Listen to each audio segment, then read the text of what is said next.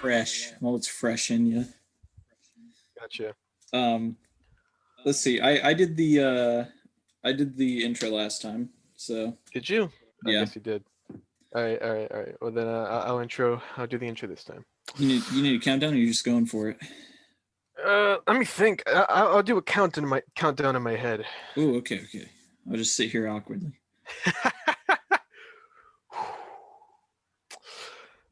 Hello, everybody. Welcome back to Making Time with the Boys. My name's Evan. This is my co-host Zach, What's up? and thank you for joining us today. Now, an important thing for everyone to know as we start this podcast is Evan is a very, very big fan of the Monster Hunter game franchise. I am. I've played And almost all of them. I believe that you have a true ecstatic feeling in your body right now after just watching the trailer for the new Monster Hunter movie. What the fuck? What the fuck even was that? What the? Listen, I've played one Monster Hunter game. I'm by Yeah. no means a big fan, but as a fan of movies, that's one of the worst looking movies from a trailer It's I've terrible. ever Well, seen. and even from you, because you played. Which one did you play? Uh, I don't know. One the one one on the one on the Switch. yeah. Yeah, that was Gen. What the fuck was that called? Gen X, X, whatever. Is the X one. Yeah. But even you can tell that is so far removed from Well, Monster Hunter. when you play Monster Hunter, it's just like, oh, you're gonna go like this quest is you go fight monsters and collect their body parts to bring back, or this part is you go collect mushrooms and fight off monsters and come back. Right, right. And then the movie's like, well, what if we took people from the real world and put them into Monster Hunter? Well, there's this fucking scene. The scene that just made me groan was the scene where the Diablos is coming after the main character woman, like essentially the Ripley of this movie, and Right. and she takes out a fucking missile launcher and shoots it in the face. And I'm like, this is ridiculous. What the fuck am I watching? Well, as someone who's played like 3 hours of the Monster Hunter game I have, even I know that you couldn't do much more to get a game wrong than to be like, we're going to bring guns into Monster Hunter. Exactly. Well, and like it's not like there aren't quote unquote guns in Monster Hunter because you've got bow guns, which are essentially like just big. They're basically just big ass fucking cannons you like tote around to shoot monsters with. But Yeah, even that stuff is like you make them from like monster parts and shit. right. It still has its own like unique feel. Hmm. And it feels kind of cheapened when it's just like, oh, I've got my fucking nuke. I'll just drop on the monster. It's like, okay, cool. you know, Another problem I have with it is I think a lot of the weaponry in the Monster Hunter series looks really cool, and then in the Yeah, movie it looks dumb. looks fucking lame. Like this when she like charges up the swords, and it's like, Right. that doesn't look as good as you think it does.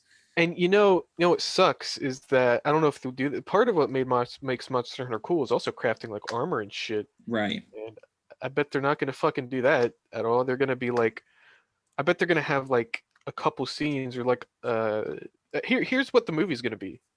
They show up, they get their ass kicked by the Diablos, and then kill it using their human weaponry. And then they hide and they have a fucking freak out. And then they have a small scene where like, no, we can do this. We have to make weapons. And so they make weapons by killing some monsters. And then they go kill the monsters to close the gate. What the fuck that is. Right. I don't think they'll kill it with their weapons because if you remember in the trailer, there's the Asian guy shows up and shoots his Oh, bow, and it right. shows the huge arrow going into the creature. That's true. He'll probably kill it with his shit.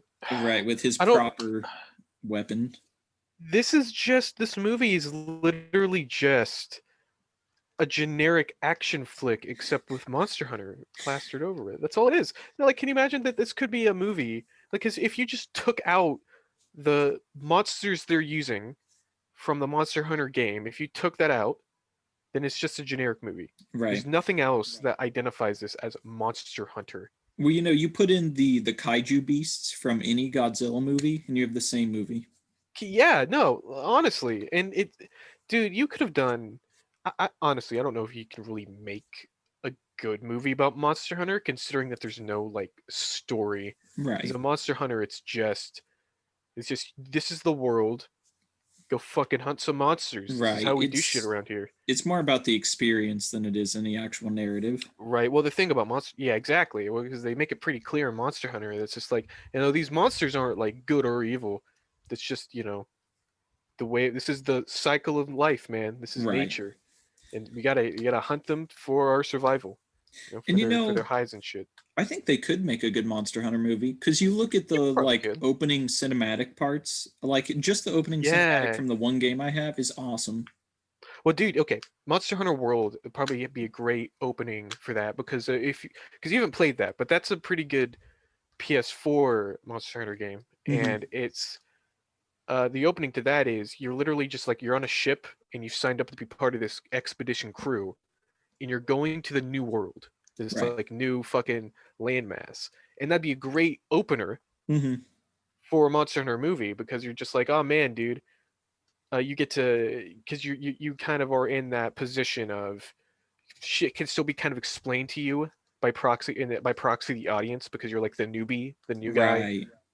and like you get to so you can get explained like, oh, how do we make weapons and shit. It's like, ah, you're the new guy, we can explain that shit to you, and like all that stuff. And you can have like, I don't know, because in the beginning of that game, as you're going to the this new continent, you get attacked by what's called an elder dragon, which are basically monsters that are like the who have the biggest dicks in the game. Is it kind of like the dragon we see at the very end of the trailer? No, that's just a normal monster. Oh, well, that's Yeah, dumb. but it's a popular one. It's Right. Right. that's the Rathalos. That's like the fucking trademark of Monster Hunter. So it's Oh, still okay. cool. Yeah, yeah. So of course they had to use him. But like an elder dragon doesn't even necessarily need to be even like a dragon. Like the one in Monster Hunter World, I think is essentially just a mountain with fucking legs that your ship crashes into. And it's not until you're like running up its back do you realize, oh wait, this thing's alive, and then you have to run away. But that'd be a sick opening. I don't know. I Right. don't care. Yeah. I wouldn't care if they even just copy and pasted that from Monster Hunter World. That's a good opening because You it know, introduces you to the world and awesomeness of Monster Hunter. right.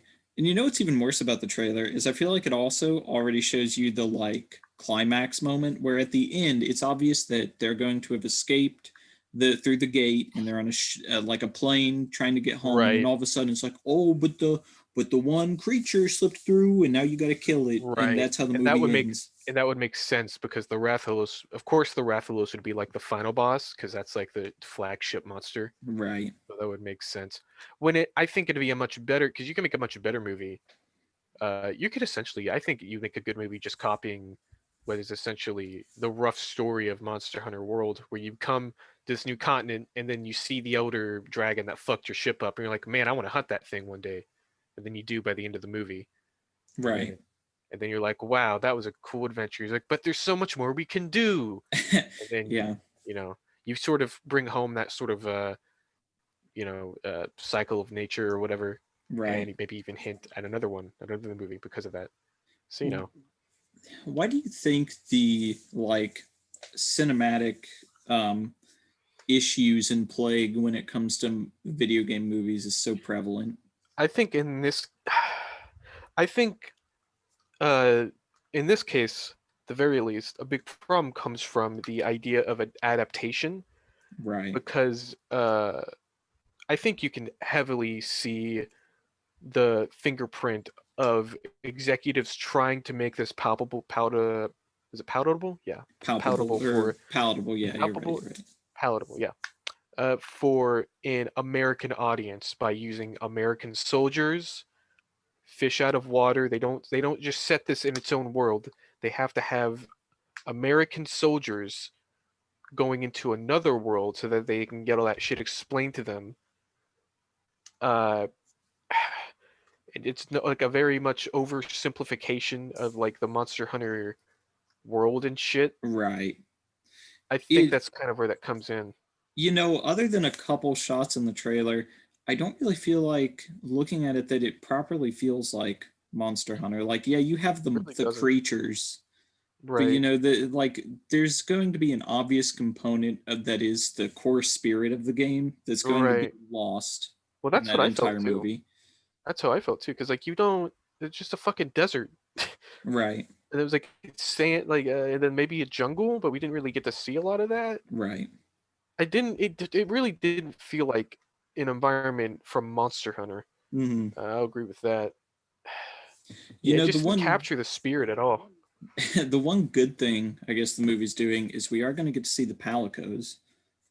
Oh, are we? Yeah, yeah, they've already Sick. confirmed that they're going to be in it. So, and I think they specifically said the one who's always cooking, like that one will for sure be making an appearance. Well, at least they got the Palicos in there because the Palicos are pretty important. I mean, that's like half the reason people play the games, anyways. So they have their little cat companions. Eating is pretty much half of Monster Hunter, if I'm being honest. Yeah. But dude, the new Monster Hunter game, what is it? Rise, dude.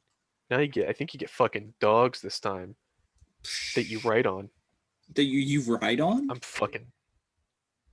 Yeah, here it is. Monster Hunter Rise. You get little fucking dogs you can ride on. It's gonna be I'm so like fucking psyched. That got me wh- so excited.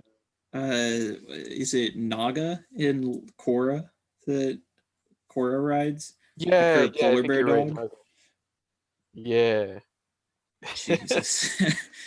I mean, hey, always there. You can only go up from there. I mean, first you get the Palicos cooking for you, little cat dudes, and then now you're riding a dog. I'm all for it. Best of both worlds. Yeah. Yeah. Can you think of a good video game movie you've seen? Truly, because I think for Let me me, think. the cap is like probably the Detective Pikachu movie, which Hmm. that's like debatable if it's truly a video game movie because there's kind Right. of a couple different sides to that argument. But I mean, it's hard to go wrong with Ryan Reynolds. And while that movie's not perfect by any means, it's a very fun movie, and I enjoyed it Yeah. quite a bit. Well, I mean, usually video games, considering how video game movies are like shit, uh, it's probably asking for perfection is already like a bit much. Right. Well, I'm gonna be going through a similar experience to you here, probably in like a year, because Tom Holland is shooting that Uncharted movie right now. Oh yeah, I remember you told me about that. Yeah, You were a bit and dismayed that they chose Tom Holland. well, listen, if you're gonna make an Uncharted movie, I think going young Nathan Drake is completely the wrong route, because like I know you never made it to Uncharted 3, I did. or you did make it to Uncharted 3. Okay, Did so I? Wait, no, wait. I might be no, fucking no. I lying here. think I think you only got to two because you got bored. Did I not finish Uncharted No, you did. You. 2? I don't think you ever beat Uncharted 2. What? Which, by the way, that's the one that won Game of the Year. I'm just putting that Okay. out there. I'm just I know, throwing that I know. out there. You'll never let you'll, you're never gonna let that one go. One But day, maybe one day, Zach. in Uncharted 3 and 4, like they really kind of delve into young Nathan Drake, and sure, he still has like the spunk Hmm. of what makes Nathan Drake so great, like the sarcastic attitude and the quips, and he's an action movie star. That's what Nathan Drake is, because that's kind of what all the Uncharted games are, is like playable action movies, and that's part of their Right. charm. But then, I mean, I kind of get it because Tom Holland's like a hot ticket item. Yeah. He's going to Yeah. draw in anyone. Exactly. Um, but I specifically look at Nathan Fillion from who was in Firefly. Um, and he did a short film that you can find on YouTube where he plays Nathan Drake, and it's perfect. I'm telling you, every substantial part of who Nathan Drake is, he's perfect. Nathan Fillion looks like he could fit that part really well. Yeah, He and you just know has the what? face. Even like Nolan North, who is the voice actor for Nathan Drake, isn't like wouldn't be that crazy of a casting if they just kind of you know gave him a bit of a beard, a bit of stubble, kind of like Nathan Drake Right. has. Then he could do it. And I mean, come on, him just being the voice alone would sell tickets, but it's beside the point. Another problem is they have. Someone did. Go ahead. Sorry, I was gonna say someone did an Uncharted. Apparently, they recreated Uncharted cutscenes with Nathan Fillion in it. I bet that's really cool. Well, he did the motion capture. Oh, did he? Yeah, because they did motion capture for a couple of the games, not completely of the face, but like of the body movements and stuff, you know.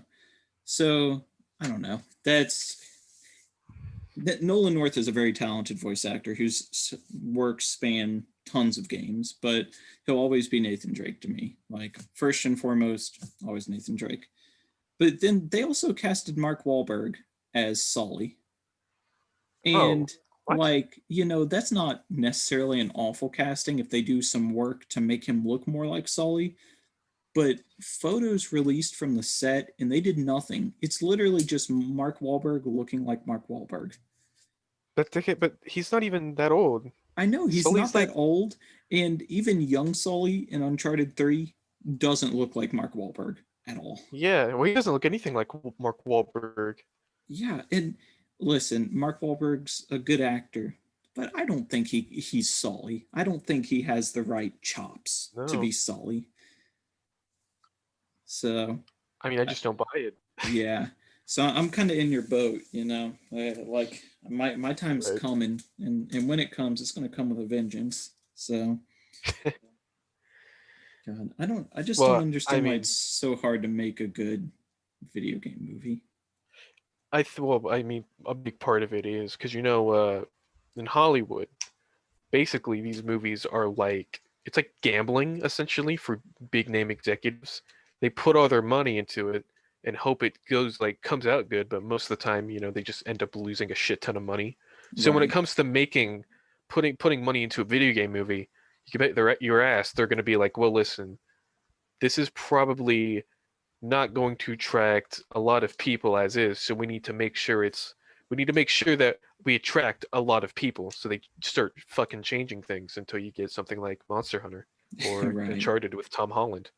Well, you know, the thing is, these video games that are getting adapted, most of them already have like good stories or award-winning stories, that like I don't understand. Like, if you know people are receptive to a story already, then like why do you need to make changes? I get the fact that it's Hollywood and it's business and they're gonna change things as they see fit to bring in the big bucks. But like, you know, if you just leave some things alone from time to time in the movie industry, like they turn out great.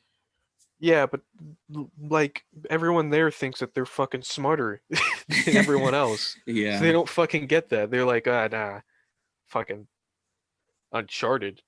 More like get Tom Holland in here, change the fucking Hey, story. I think what it is you get these writers who have never played the games before.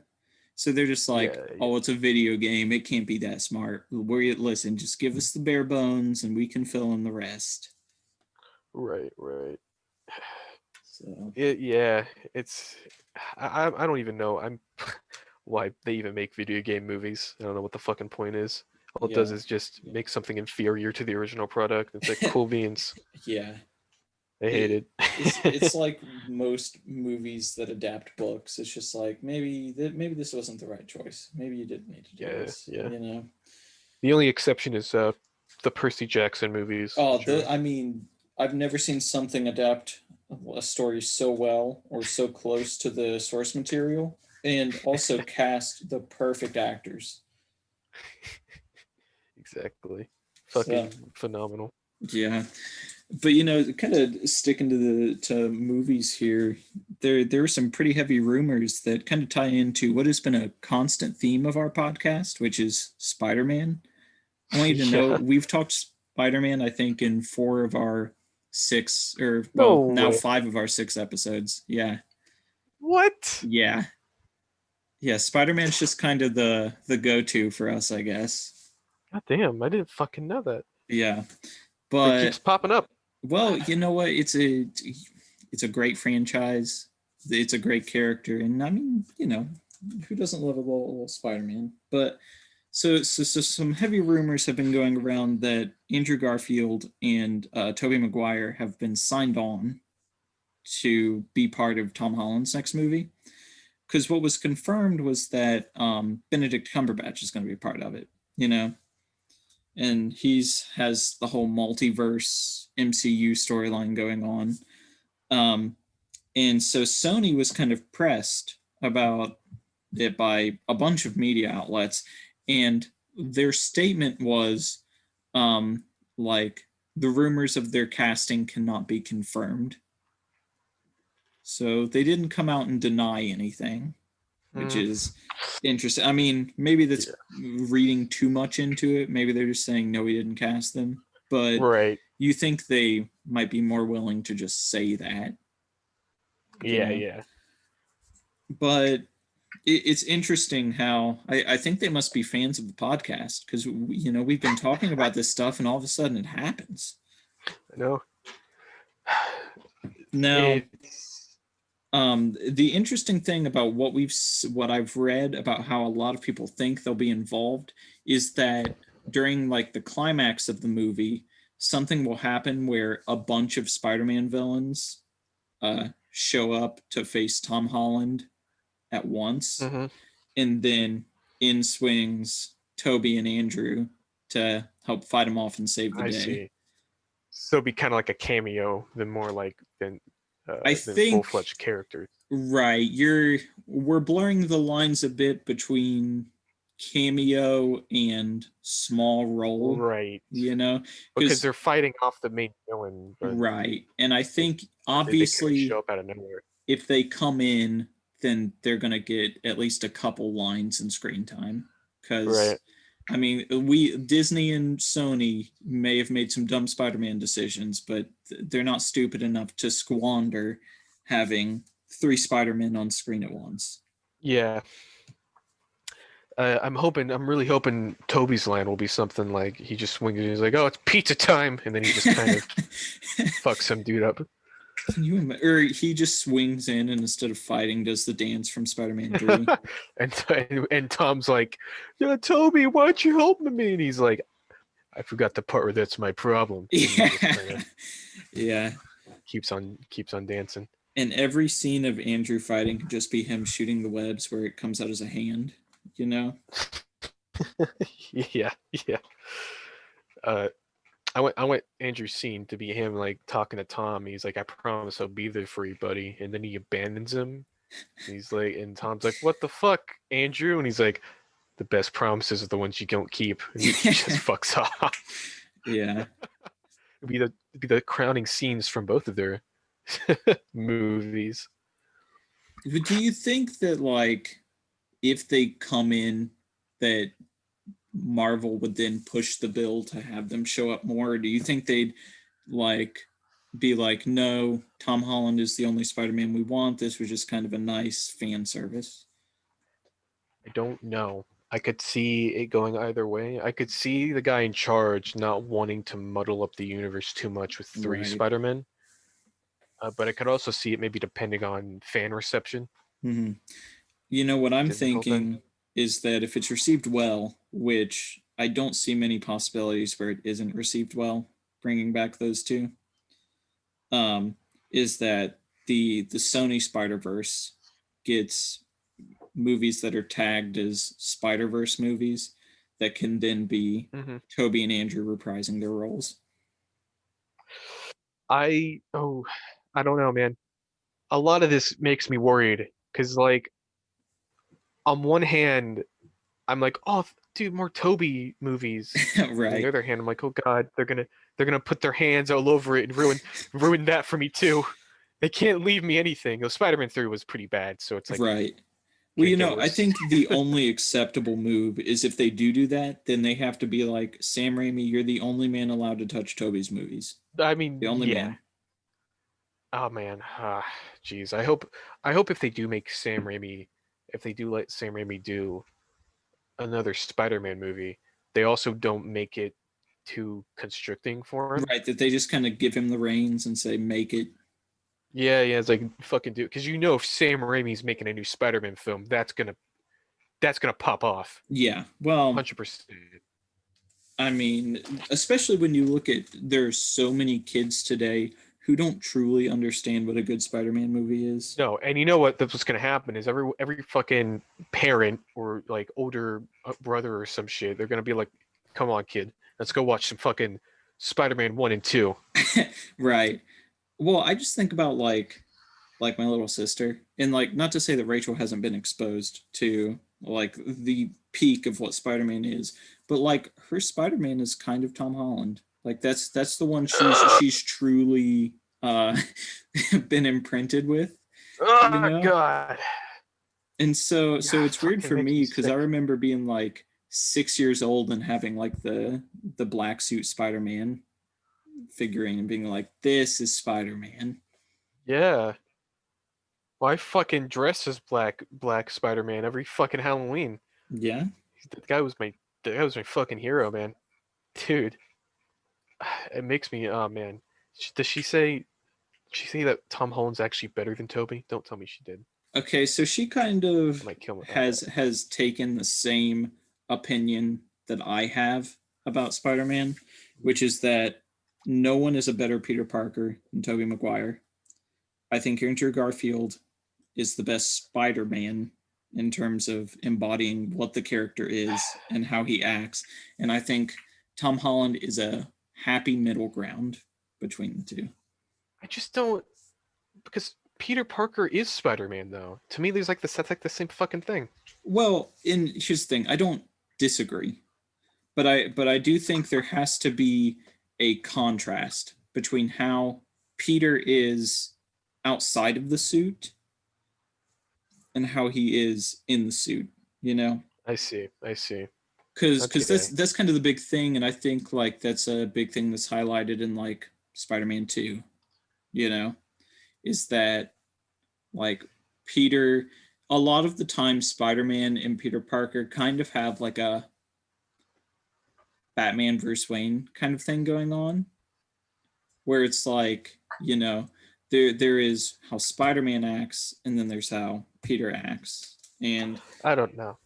I mean, I get what you're saying. I think I right. disagree though, because like I never really got that the Spider-Man and Peter Parker personalities were really that different.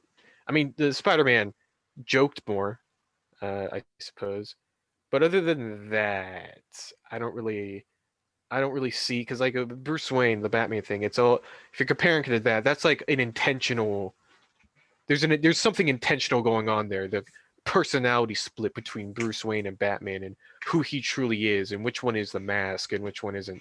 With Spider-Man, it seems more like as Peter Parker, he tries to sort of just keep his personality a bit more toned down. He's still him. It's just he doesn't want to draw attention to himself. And as Spider-Man, he just feels a bit more free and Right. sort of jokes around a bit more. Da da da. Uh, I think for me personally, Peter Parker and Spider-Man go hand in hand because it's how both of those aspects affect one another that makes the character sort of interesting to me. Right. Like because Right. bringing back Spider-Man 2, it's how how his life as Spider-Man affected his life as Peter Parker. That's like the main draw of that film, and Mm-hmm. like how his I'm sure we've talked about this before about Yeah. how uh, the Spider-Man side of his life was causing issues in this Peter Parker side of life. You need to like choose between the two and whatever. So for me, it's like it needs to go hand in hand for Right. me for me to enjoy the Spider-Man character. And the Peter Parker character for me and Andrew Garfield was so fucking abysmal that I couldn't like the Spider-Man character at all. Right. You might be right that That's Batman's my maybe feelings the on that. wrong comparison to draw, but I I don't know. I think the and I'm not one of these people who says that like Tobey Maguire never quipped. Like there are plenty of good quips in the Sam Raimi trilogy. Like I've seen the Right. memes. It's like, oh, you say that Tobey Maguire Spider-Man never had any quips, and then it's like six different plucked scenes of him quipping. Like I get it. He has good lines, but I don't know. When you think of like in the comics how Spider-Man and Deadpool have such a close relationship because they're both kind of these, like, Deadpool's the merc with a mouth, and Spider-Man's the webhead because they're always Right. talking up a storm. And I don't know that, like, there's just something about Andrew Garfield's Spider-Man, and maybe it's just because of how the writers specifically wrote how he is during scenes. But I think of in the first Amazing Spider-Man where he stops the carjacker and the guy pulls a knife and he's like, "Oh no, a small knife. Whatever will I do?" And then he webs the guy's hand to the brick wall behind him. Like, that is perfect Spider-Man right there. Like, Right. the quip, the action. What isn't perfect Spider-Man? Tell me. You know what isn't perfect Spider-Man? Tell me. When you bring your camera to take pictures of a lizard and you leave it there and you realize you put your fucking name on it. That's what truly Now that is classic right comic book Spider-Man issues, I'll have you know, my friend. Okay.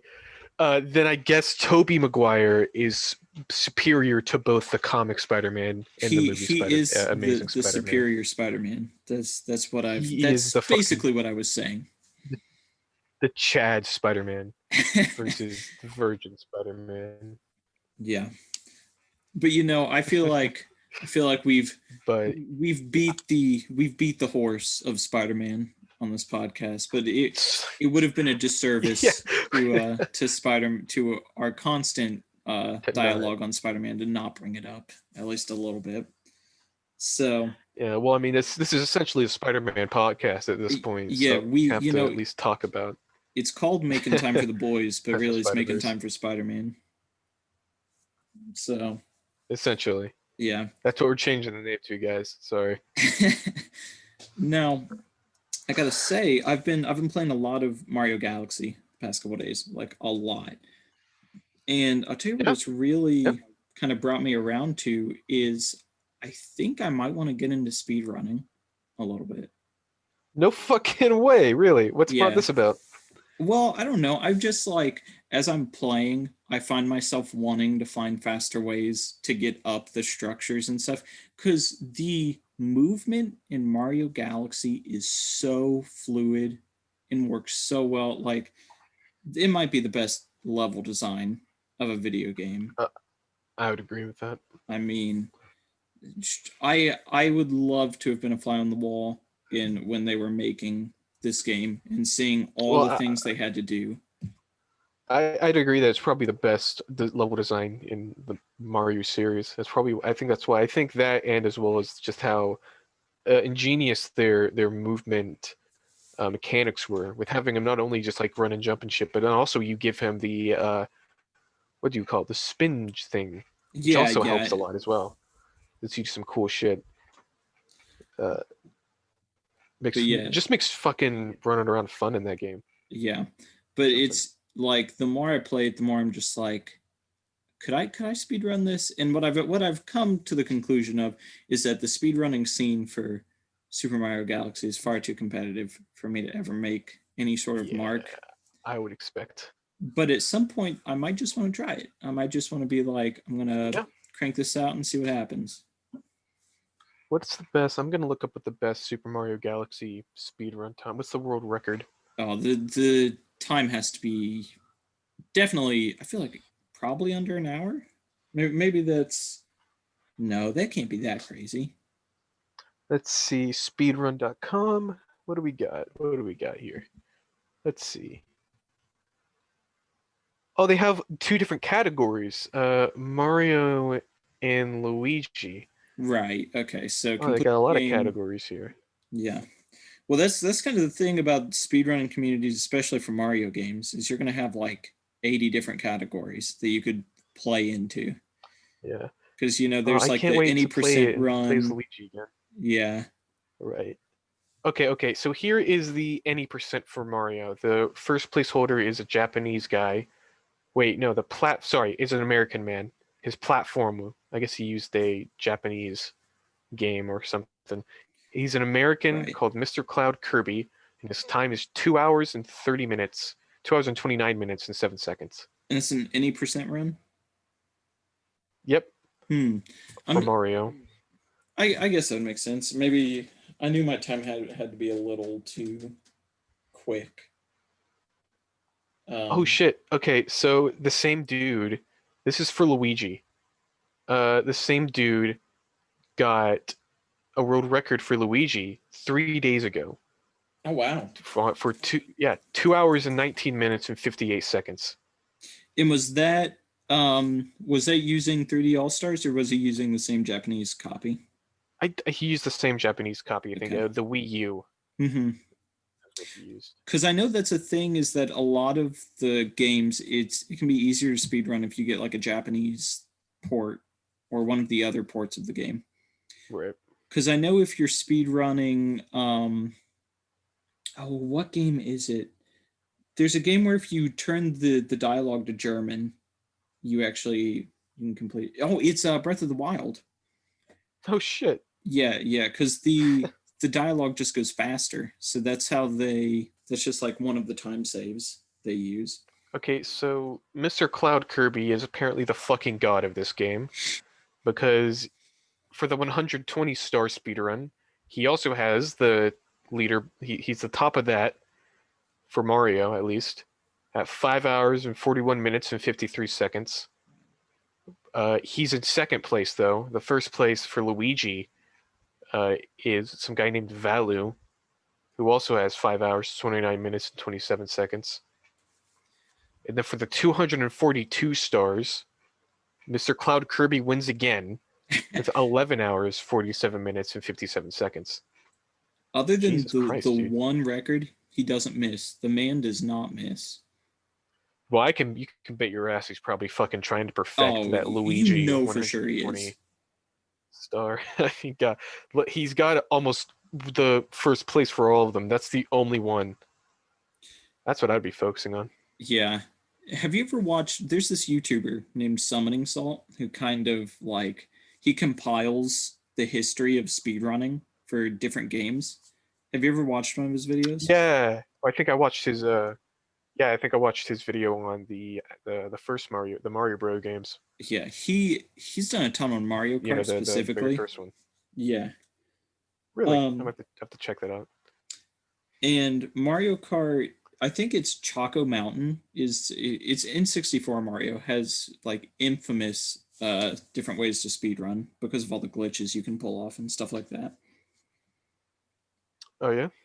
Yeah. So what it is that like there's a thing you can do. I think it's at the very start where you like back up and bank up a wall, and it'll Oh shit. out of bounds glitch you, and it brings you back around to the other side like you just completed a lap, and then you just drive through. What? Yeah. It's crazy. Yeah. Well, I'll tell you Damn, that dude. that's like what speedrunning is essentially is just finding glitches and exploiting them, you know? Right. Yeah. Essentially. Well, that's the thing about speed runs that are kind of like, if it just use a glitch to get to the end of the game, is it really that Is it impressive? that impressive? Yeah. Well, and that's why I have a lot of respect for glitchless speedruns, where it's just like, Right, because that just takes a lot of skill and shit right. to really So, just master the game. an interesting question to propose to you then, Evan. If you could glitchless speedrun any game, start training and get really good at speedrunning that one game, what would your game be? If I had to do it, and I had to pick one game to do it, that's a fucking tough one because there's a lot of games I've played, and the first thing, I'm trying to think which one I'd have the most fun doing. Right. If I had to pick one based on pure game knowledge, I'd probably pick like just Dark Souls That makes because sense. Yeah. I could probably, I don't know if I would definitely not make any world records or anything, but I think I've got enough game knowledge of that I could probably at least get to the end pretty fast. Yeah. Uh, Other than that, if I wanted to make it really easy, I'd probably go with New Vegas, Fallout New Vegas as my second pick. Hmm. Because all you need to do for New Vegas is essentially just max out your speech and then you win the game because there's nothing that you can't do. Right. Now, my first pick will not surprise anyone who knows me, and certainly is not going to surprise you. I pretty Uncharted. recently no. Okay. You got the guess wrong, Ed, No. so I'm gonna surprise you here. Fuck. Um Oh, shit. I pretty Wait, give recently me found out. let me guess again. Okay, one more. Okay. Can you give me a hint though? Like a It small should hint? be fairly obvious. I think anyone who knows the games I play frequently. Yakuza. Yeah, A yeah, Yakuza game. There you yeah. go. Because I found out recently that Yakuza Zero has a speedrunning community. Really? So 100% I would speedrun Yakuza Zero. Like, Right. I mean, come on. They're I think you'd win the record, and then you'd be like, I was speedrunning. I was just playing the game. yeah, sorry guys. I was just this was just like a normal day for me. I don't know what's going on. But I think my second pick, and this would be a grueling task to take on, but I would want to speedrun Kingdom Hearts 2. Yeah. Like Yeah. Kingdom Hearts 2 specifically. Um, because it might be the most fun Kingdom Hearts game to play. Um, Yeah. and I don't know, Kingdom Hearts just has like a special place for me in the world of gaming because the first game I had on my PS2 was Kingdom Hearts. So Which Kingdom Hearts 2 would it be? Would it be Final Mix or the original? it would probably be Final Mix. Yeah.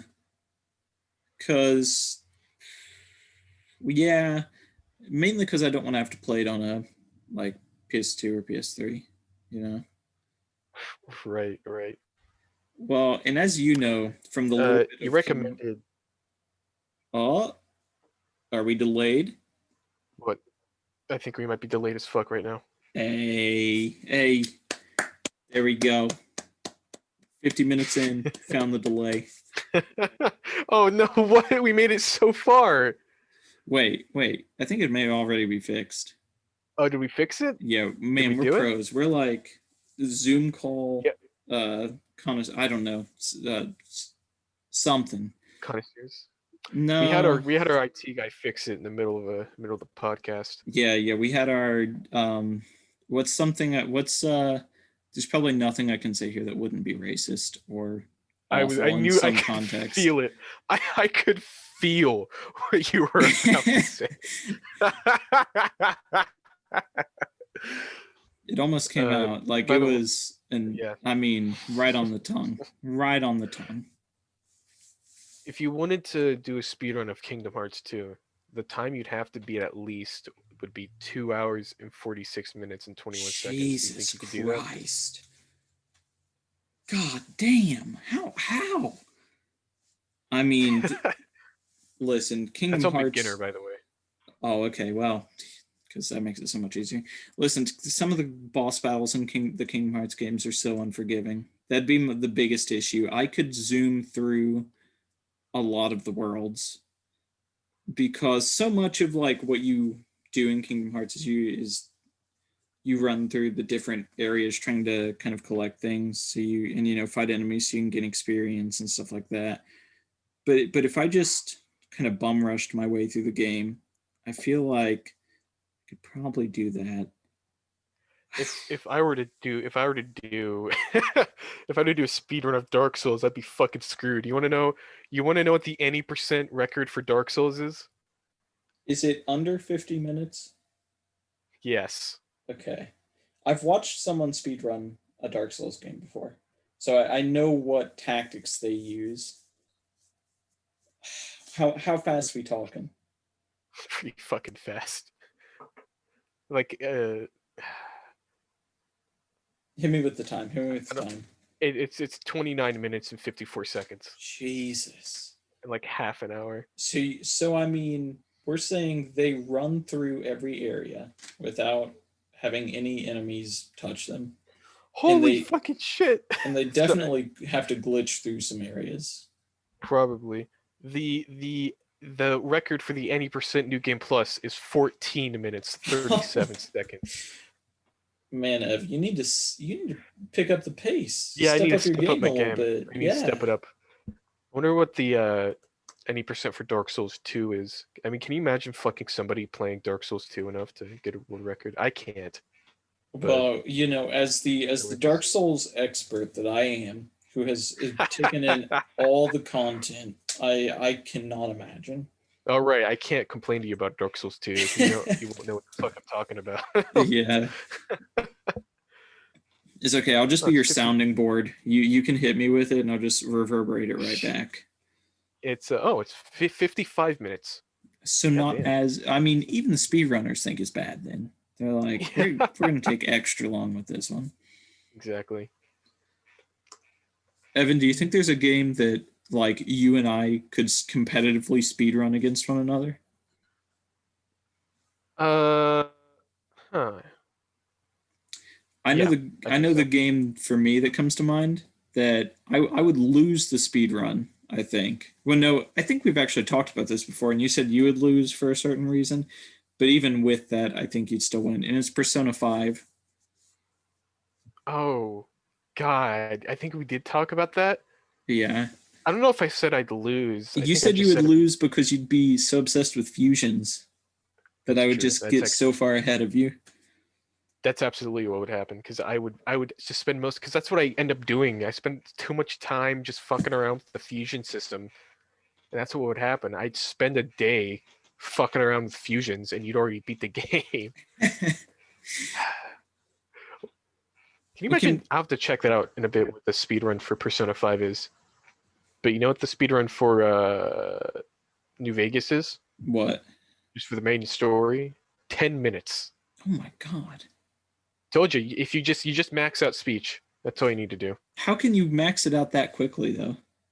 That's pretty easy. All you got to do is because you have to probably put if I were to do a speedrun of New Vegas, I don't know if I'd put all my shit into charisma. I'd have to see how because I would also want to put well, I don't know. I might make because like the thing if you really want to beat the game easy, the two stats you would want to invest in is either charisma, so you can basically just bypass a lot of fights and do kind of anything, or you want to put 10 into luck. Because if you do Hmm. that, then you can go gambling and you can get a whole shit ton of caps, Right. insane amounts of, and buy like the best weapons in the game. I think actually putting 10 in charisma very first thing might be a bet though if you just wanted to win quickly. Then after that, you just have to do a couple minor quests, and then because every time you level up, you get to put skill points Right. into your skills. So you max it up. By that point, you've already got if you've tagged it, put 10 in charisma, you probably have around 50, if not over 50. And so it only takes a couple levels. If you're only investing into speech to max that out, then you just got to walk over to New Vegas and just do the quests. Hmm. Probably win.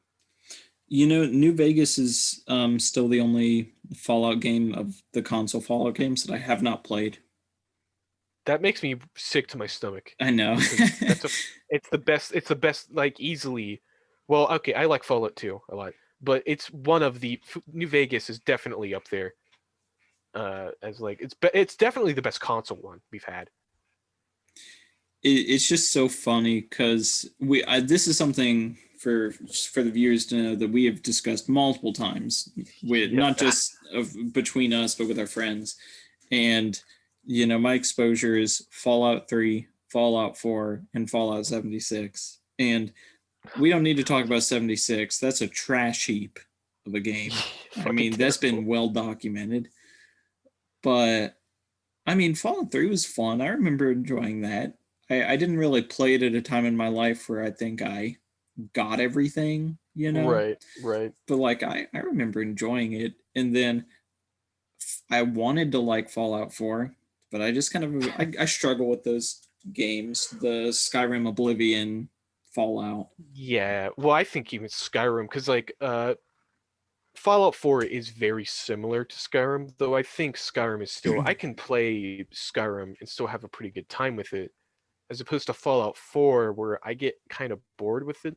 It's not it's not a bad game. I actually it's probably even quite good in certain areas. It's just not what I'm looking for in a Fallout game, Mm-hmm. which was my main complaint because they took a lot of the I like the my term for it is the dialogue diversity because Yeah. well think about Fallout 3 you had a bunch of dialogue options, some personality in them. And then Fallout 4, you have like 4 very similar dialogue options that kind of, and not only that, but like you can't. They're all, like I said, they're also similar. They kind of take away some of the personality you were able to Right. inject into the character before. I also feel like they can be misleading at times. Like you'll see the little blurb Definitely. and then Yeah, you'll definitely. hit that and it'll come off as like more harsh than you intended, or, you know, not as harsh as you wanted, Well, or and like it just won't be right. that's why it was stupid, because in the other Fallout they fucking downgraded it. In the other Fallout games, you got to see the entire sentence, Hmm. and then in Fallout 4 you get like a word, and then that's all you've got. And it's like, it's just inferior. You know, the biggest downgrade to me though was the removal of the karma system. Yeah, I don't know if karma was ever really that important, but it did kind of. I get why that would be bothersome on just like a level of, it sort of showed how their priorities shifted. Right. It wasn't really, because you couldn't even be a bad guy, quote Hmm. unquote, in that game, which sucked. Well, you know, Dude, just I things fucking, like oh, I'm gonna set off the nuke in the very first town I visit in yeah, Fallout yeah, 3. Like that's a huge thing. definitely. Well, and same thing in New Vegas. In New Vegas, the first quest you get is essentially that you wake up in this town and like these fucking gangsters are there, and you can choose to either help the town get rid of them, or you can choose to help the gangsters basically fuck up the town. Ooh, okay. Uh, yeah, yeah. Uh, so, and that's a pretty, and you know, it just sort of sets the tone of like what kind of guy you want to be. And eventually, you can even choose whether to help the military, essentially the equivalent. Like, it's called the New California Republic, but essentially like New America. Hmm. Take back the Mojave Desert, or you can help fucking Caesar's Legion, who keep slaves and put people on crosses, and you know, you can help them take over the Mojave. You didn't, you know, there was never like, you could be a dick if you wanted to be, Right. You didn't and have to just be the be the bad hero guy. of the story. Exactly. And in Fallout 4, you kind of don't have that choice to just be a villain. Yeah. I mean, the Institute's the closest you get, and even then, they're not exactly like bad guys. Hmm. They try to almost like, I don't know if humanize is the right word, but they try to show the silver lining of every Right. storyline, and it's like you don't have to do that. Sometimes you're just choosing to be the bad guy. Well, and here's the thing, though, because even Caesar's Legion actually had a silver lining that was explained to you. It's like, oh yeah, which, you know, I'm not. It'd probably be a bit too big of an explanation, but essentially, like, Caesar's Legion could. I think the explanation was the Caesar's Legion was able to unify uh, the, you know, I guess it unify its people better than the NCR, while the NCR stretched itself too thin and was like kind of under the thumb of corrupt politicians. Caesar's Legion could actually like get shit done or whatever, Hmm. but they also had slaves and shit, so their morality was obviously skewed. So it was kind of like pick your poison. You either get like an ineffectual but ultimately morally more justifiable government, or a morally reprehensible but ultimately more effective government. I think that's how it was, Right. but it was still but the fact that Caesar's Legion, the reason it was an interesting choice was the fact that Caesar's Legion was so fucking morally reprehensible that you sort of, that's what made the choice rather interesting. With the Institute, I mean, what the fuck? I mean, I guess they were like, they kept robot slaves, uh, and that's kind of it. I guess they were kind of dicks, but we never really got. Did we explore that at all? I don't know. I didn't make it far enough into Fallout I 4 didn't either. to, I you really know. didn't either. Well, and you know what? Maybe I'm being a bit too harsh on poor old Fallout 4, uh, because, you know, I probably don't have enough knowledge to give an accurate criticism of both its story and faction system. But I do think the crux of its issues lie more on its interpretation of the RPG aspect of Fallout. Right. I You think mean it should have. you mean to Go tell on. me that you didn't want to build a house and plant things and get people to come and be like, "Oh, I want to live here." You didn't buy Fallout 4 to play Sims? Right. I mean, well, it's so it was I don't know, man. It was like trying to be too many things at once. You're trying to be an Hmm. RPG and then also a shooter, and also you could build bases that fucking were kind of pointless. Yeah. Well, it was just so that you could get an alert every so often that your base was being attacked and that you had to Yeah, fast or travel so back there. fucking Preston Garvey can tell you that we gotta build another base. Yeah. The settlement's under attack. We Yeah. gotta save it. I really Yeah, wanted to Fallout like 4 is that just game, disappointing. you I know. did too. I was excited, but they kind of they didn't really make the game I was wanting for. I was hoping for. Then And poor old Oblivion. that's why I'm not all that upset that Bethesda is like an Xbox exclusive now. Yeah.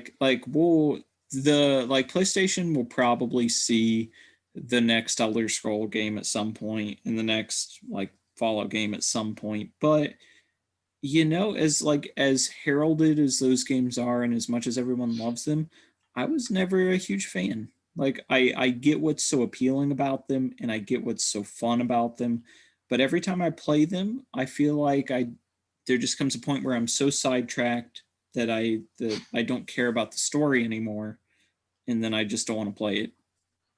But dude, getting sidetracked was like the best part of New Vegas. That was so fun. That's what made New Vegas really. One of the things that made New Vegas really good was that even the side quests felt important and fun. Right.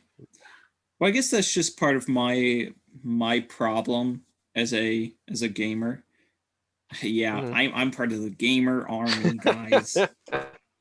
Um, but I think it's just that when I'm taking in a story, I kind of want like I don't know, I don't want to get so sidetracked with the other things that I end up losing sight of the main narrative that is being Sure. pushed, which is why I think it works so well for me when I'm playing like the Yakuza games, because you have all these sub Yeah. stories that are in such stark contrast to the story, because the story is always like we're telling you a hard hitting, gritty, like mafia story, and it's going to Hmm. have a lot of punches to throw. And then you go to a side quest where it's like, here's a naked dude in a diaper who needs your help.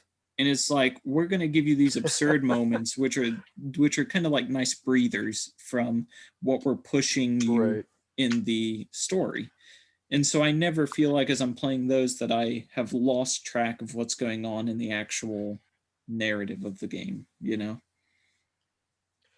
I think this actually probably points out a rather interesting difference in our perspectives on like what we like in games, because like you said, you don't you like to, for the most part, not be too distracted from the main story. It's probably part of the reason why Uncharted it attracts you to a degree. Right. And while for me, I end up getting a bit bored with it. I need sort of something else A homie there, likes to so get like I lost can in the spend. sauce. That's what you're saying. Yeah, pretty much. I like getting lost in that sauce, baby. And New Vegas has a lot of sauce to get lost in. Yeah. You know what gaming franchise though runs with the whole like a lot of side content to take in that I actually really enjoy is Borderlands. Yeah, yeah. And Which one? Borderlands 2? well, yeah, Borderlands 2 specifically because that's the only Borderlands game I've actually beat.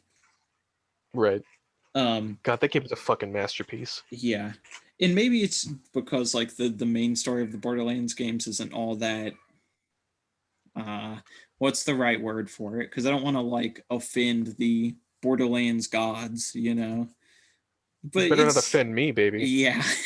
But I don't know, it's not like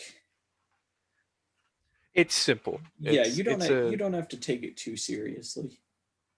right. I think Borderlands 2, the beauty of the Borderlands 2 story is that it's exactly what it needs to be. It's Hmm. not too complicated, and it's not too simple either. It's just enough to get you interested in doing shit, but also it's simple enough to where it can also kind of take the back seat Right. to like when it needs to be, when it needs to, like, you can still like feel comfortable doing side quests and not like feel like I don't know what's the right word, where it almost feels like side quests are sort of a time waster between the main Right. I story. know what you mean. Yeah, it's hard to describe that, but you get what I'm getting at. I think an essential part of that for me is that the side characters in Borderlands are so well written for Right. when you're taking their quests and things like that, that it almost like they're not exactly extensions of the main story by any means, but there's so many moments where it just feels like this is the next beat of your Borderlands experience, you know? Yeah, yeah. Man, that fucking game. I remember whenever I get in a Borderlands kick, I can play Borderlands 2 for like ever. That's how I love that game. It's Is it's it like perfect for what it needed to be. is it Borderlands 2 that has the side mission where it's just a psycho runs up to you and screams for you to shoot him in the face? Yes. God, that Yeah. there's so many memorable parts of the Borderlands games. I Oh yeah, mean, the DLC for Borderlands 2 is great as well. yeah, I've I never fuck played it. what? Yeah, None of them? not a smidgen of the DLC. I will fucking send. I will give you my Handsome Jack collection for the PS4, and I I'll think I fucking give it have to it. you. I think I have the What Handsome is Jack wrong? collection. Play those DLC, dude. Have you played? Have you even? Do you know anything about them? I know Tiny Tina's thing is supposedly amazing. That's It is. It's basically the all I best one. know. Oh my fucking god! You need to play the best ones. Tiny Tina. Then you have Mr. Torg's Campaign of Carnage, which fucking amazing. You need to after you're done with this podcast, you need to watch the intro to that because that'll just tell you everything you need to know and why Mr. Torg is like one of the best fucking characters in Borderlands history. Uh, let me see any other ones of note. Uh, I think those are really like just the really good ones. All of them are fine. There's the first one, Captain Scarlet's not bad, though it's kind of eh. I haven't played. Okay, I have to admit something as well. I have not played any of the Headhunter DLCs. That's something I haven't done. Hmm. But And I don't what know. what does that like entail? Okay, Headhunter DLCs. I'm pretty sure those things were like kind of they're not as big as DLCs as the main four that they came out with after they initially came out with the game. Right. But they essentially revolve around. Some of them are like I think some of them are seasonal, like they've got a Halloween headhunter, and it all revolves around killing a certain boss. Hmm. Okay.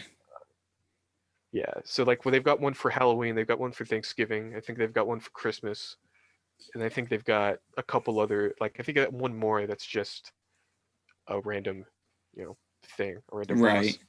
boss. Now you do know that if Aaron makes it this far into the episode, you're gonna get shamed, right? I know, because I don't know what I don't know. Did he play the headhunter once? He probably did, because He probably did. I mean, come on. it's very likely because he was a huge fucking Borderlands 2 fanatic. Yeah. He played. I remember when that came out, he just played that for like months and Well, just never that's kind of the stopped. thing with you and him is like, for me, I've beaten Borderlands 2 once, and that's it. That's my experience. I played it once. I've played parts of it a couple times with like you and Aaron and a couple other people, but in terms of actually beating the game, I've beat it once. Meanwhile, you guys are like, I put in like 500 hours. Yeah, most of those hours are just killing the same boss to get a specific gun. Right. Because that's what I do. You I'm one have of like those a guys. weapons drop chart up next to you, and you're like, okay, it Right. didn't drop this time, but there's a 0.23% chance that it drops on the Whoa, next kill, so I have to play it but the again. thing, the thing about Borderlands is that it's not just the weapon, right? You also have to get a certain type of weapon, Right. the variant, because you see, it's not you see, it's hard enough just to get the weapon, but then you got to check. Like, all right, does it have the right grip, sight, accessory? What's its prefix? Has it got Right. damage? You got to look out for that shit. And then it's like, well, I've got this legendary gun, but it's not the type I wanted, so it's gonna put another like 10 hours in Yeah. killing this dude. And when I That's the played, all I cared about was, oh, is this one of the gun types that I can throw when I reload? No? Okay, I guess I can't use this then. Is Oh, that you're a big TDR guy? Yeah, I was gonna say I thought it was TDR. Yeah. TDR was like the main, especially TDR pistols. Oh, dude, I can't believe I found another TDR fan. Yeah. TDR, I love using TDR weapons. which I think most people either like using Torg, because Torg is just because those are the explosive ones, which is just Mhm. they're solid, and Jacobs, which are just they're the ones that just do a lot of fucking damage. Right. Well, there was Period. one gun specifically where you would like pump a guy full of shots, and then when you would hit, like throw the TDR weapon at him, and it would hit, and it would set off like all of the shots you sent into him. Holy shit! I I don't forget what the name of the weapon is. It's been so I don't long, remember that one gun. I don't remember that gun either. I but do remember because like I like doing I like playing Axton because he does pretty good TDR builds because he has a mhm. lot of grenade damage and shit. Sorry, you don't care about that. You've entered back into the realm of like fanatic territory. Meanwhile, I'm just sitting here like, Pretty yes, much. I'm yes, remembering Evan, like you have the builds. you Very shouldn't have good. you shouldn't have brought this up. Did you play? Did you finish? You got Borderlands 3, right? My family owns it. I'm going to play it. I just have not yet. I see. Oh, you haven't even played it yet. I see. No, I've watched them play parts of it, and I can tell that I'm gonna have a really good time just experiencing it. hmm And I'm like, interested. I don't Okay. really care necessarily about the fine details of the story as much. Right, right. Okay. I played it, but I will admit I have not finished it. Hmm. For a couple of reasons. One of them is that I think the gunplay has improved dramatically. It just and I do like some of the buffs they've given to certain weapons. It doesn't feel like because there are some classes I think that were just fucking useless in Right. Borderlands. Some weapon classes. Uh, so I'm glad that it feels more. I think it's probably more balanced. Torg is still seems like it's still the best one though, Hmm. because you can get some shotguns that just fucking destroy everything. But I think the gunplay is better. I'm not sure because but part of the reason though I kind of ended up not continuing is one of them was that it didn't feel like it was adaptable to console in some areas. It was kind of annoying to even just mess around with it. Because something they did that I was not a huge fan of was that you know how in Borderlands 2 you could just use the D-pad to switch between weapons. Yeah. You took that out. You can't do that Oh, anymore. Yeah, and to some people they don't care because they always just use the triangle button to switch. But for me, that's kind of annoying right. because now I have to remember. Because now you have to just basically press the triangle button like 2 or 3 times to get the certain weapons. Well, I was gonna say because you can have what, like four weapons equipped at once, I think. Yeah, yeah. Yeah. So I mean that's, yeah, because that would get real annoying. Like if you're in the middle of a fight and you're like, oh, I need my rocket launcher right now. So I have to key into my memory that this like three button clicks away instead of, oh, I'm just gonna hit left. Right. It's So not something I'm very good at doing, and it made it kind of annoying to play. mhm. But and the second thing though is that I mean, and this is gonna sound lame, but it really just didn't interest me as much as Borderlands 2 did. Like I wasn't there wasn't much there that made me think like, oh man, this is fun. I can't wait to keep going. There was really only like the gunplay was cool, but then I wasn't really interested in continuing the story. I wasn't that interested in exploring the world, surprisingly. I don't know. For some reason it just didn't I just didn't feel engaged enough to really keep going on.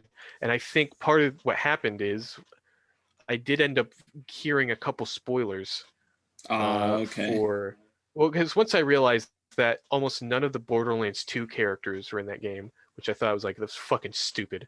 Right. Uh, and some stuff that happens with the story in general, I was like, well, this seems a bit lame then.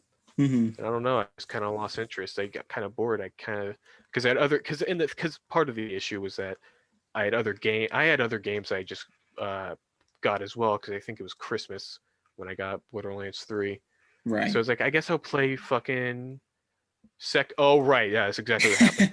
I had You got Sekiro. Sekiro. Yeah. Okay. We've come full circle now.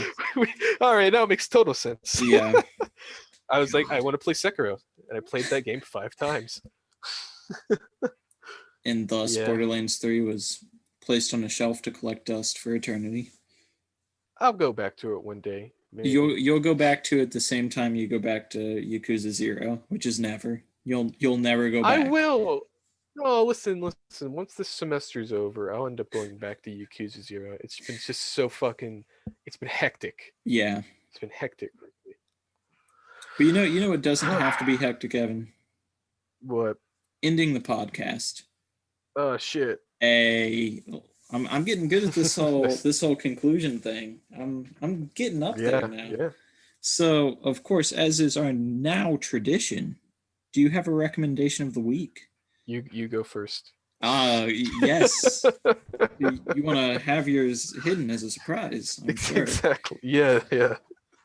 So, Exactly. my recommendation of the week is that everyone checks out Bert Kreischer's The Cabin on Netflix. Bert Kreischer is a comedian, for those of you who don't know. And basically, it's just 5 20-minute episodes where he just brings like friends of his and other comedians and celebrities up to this cabin, and they do crazy, funny things. And like, it's all real, it all happens, and it's hilarious. So, yeah, check that out. My recommendation is recently with the very little time I have free, I've been playing the Mario and Luigi RPG games again. So I'm gonna recommend that. They're pretty fun. They're pretty classic. You ever play those, Zach? The like You know what the fuck I'm talking. Even know what the fuck I'm talking about right now? like Bowser's Inside Story and stuff like that. Those ones. Yeah. We those talked about those in episode 1. Did we? Yeah. We talked about Paper Mario. I don't know if we talked about that. No, we talked about the RPG Mario games. Oh shit. Evan Well, I out here with recommend the those. ninja. Yeah, I know. That's something as the podcast goes on, that's something the audience is going to see, that I've got fucking Alzheimer's. It's okay. We'll hit episode 10 and forget we ever talked about Spider-Man and start talking about it again. But that's my recommendation. Yeah. So if you made it this far, thanks for watching. We appreciate it. And we'll see you next week. Later.